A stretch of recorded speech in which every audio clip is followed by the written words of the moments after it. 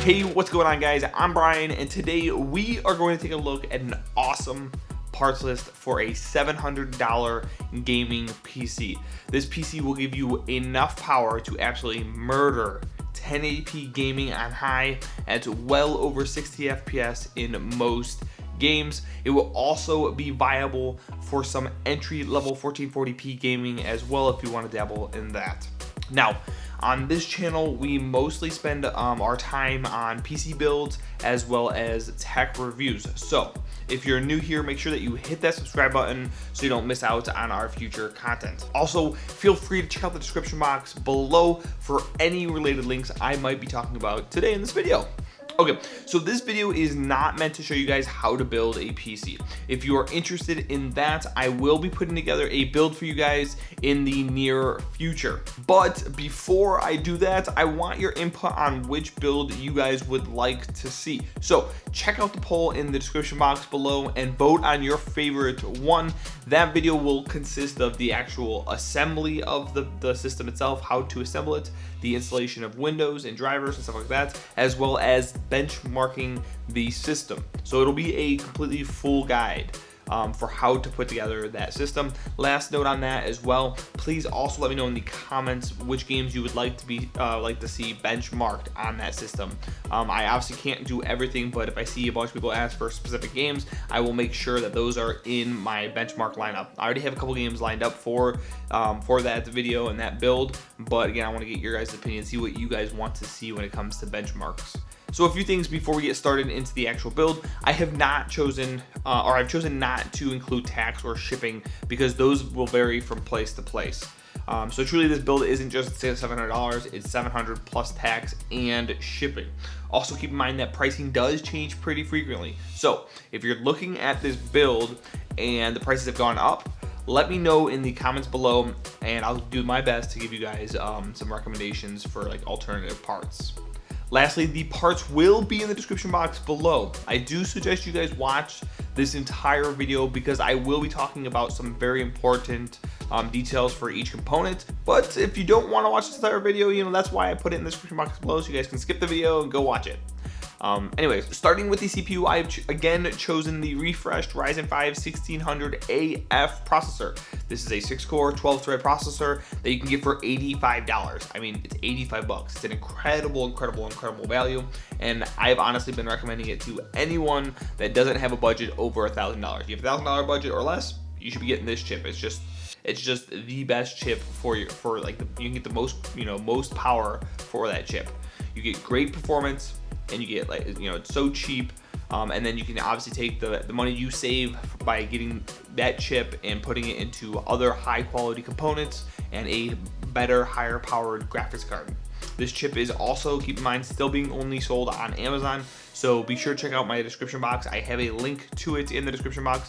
Check that out if you want to actually see it, if you want to go to it, so it'll be down there for you guys. Moving on to the motherboard, I chose the Msi Be 450 Tomahawk Max. This is, if you guys haven't watched any of my videos, or if you have, you know that this motherboard is no doubt my favorite board for anyone, period, unless you need PCIe Gen 4. Even if you wanted the Ryzen 7 3700X, this is the board I would probably recommend to you. It's affordable, and MSI did a great job building it. It's just so overbuilt for a B450 board. It's amazing, and it gives you a lot of headroom for overclocking if that's something you want to do, and it's even able to accommodate like a Ryzen 9 3950X 16-core 32-thread processor. So if you decide you want to add that later down the road, you can. Again, the board is amazing. It's great for the price. It's kind of like one of those things that's like, I recommend it because it's just that great. Okay, so as for the memory, I once again used a parametric filter. So if you watched one of my previous videos, I did a parametric filter to pick out the RAM kit, and that's what I did this time as well. It'll pick out the best 16 gig 3000 to 3600 speed memory kit that is out there, like the cheapest one that's out there. And as you guys may know or may not know, 16 gigs is currently considered like the sweet spot for gaming nowadays, and Ryzen absolutely loves higher clock kits, so that's why we're shooting between 3000 and 3600. There are a ton of great memory kits out there. Just again, be sure that you're checking the reviews to make sure that the filter didn't select a bad kit. I've tested, as I've said before in other videos, I've tested tons of different kits, and I've had very little issues with the kits I've tested.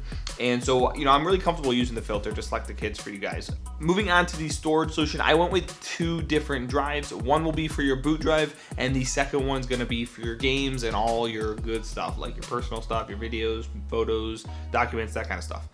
The boot drive I selected was an inland 256 gig M.2 SSD. I've used this drive multiple times in the past for boot drives, and they are just incredible. I absolutely adore them. They're just good priced, and they have great performance. It's perfect for your boot drive, for your programs, and the 256 gigs will allow you to put on, you know, a few of your favorite games on there. Now, for the second drive, I put a 2 terabyte hard drive for this build, and that, again, that'll be for your personal stuff and your extra games. 2 terabytes is plenty for like 99% of all people that has a PC, and for $50, this, you know, a 2 terabyte drive, this is absolutely a no-brainer. Now, as for the graphics card, I chose the NVIDIA GTX 1660 Super for this build. This thing is killer for the price tag, and you'll be able to rack 1080p, as I mentioned earlier.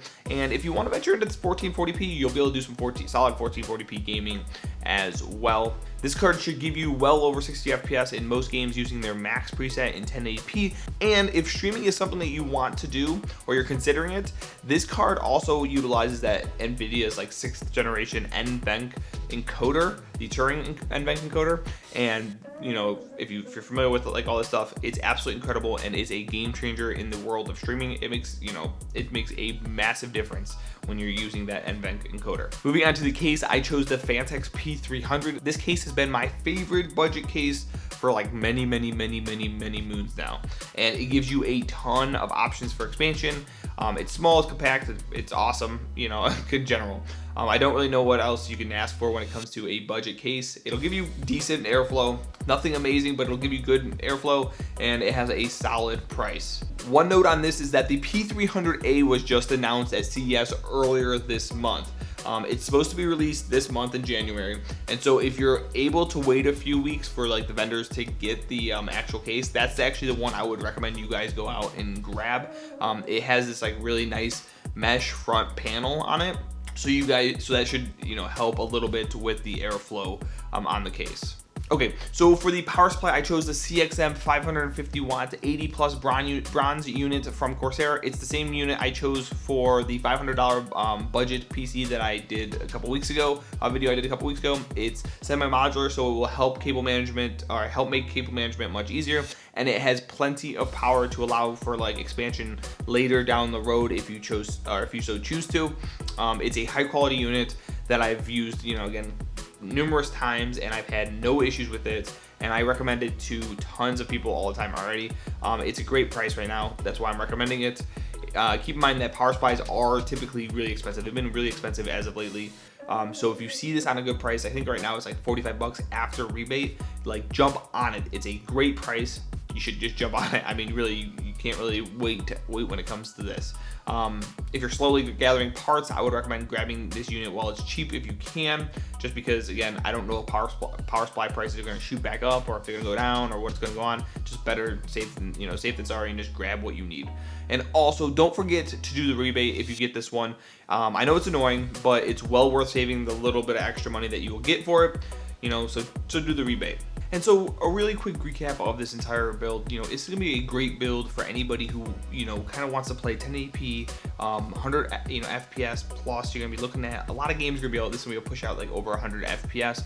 You're gonna be able to get a lot of quality gaming out of this. You're gonna be able to dive into 1440p gaming if you want to do that. If you want to get into streaming, this is gonna let you stream, obviously with that NVENC encoder, the Turing NVENC encoder on the actual graphics card. So you're gonna be able to do that. This is a great budget build. Like, it's a great budget to have. Like $700 right now gets you a system that's an incredible. Like, I keep telling people that it's a great time to build PCs, and I absolutely like mean it. I mean, I've been building for 17 years, and there's not been a single time where it's been this good to build a PC. So $700 is a great one.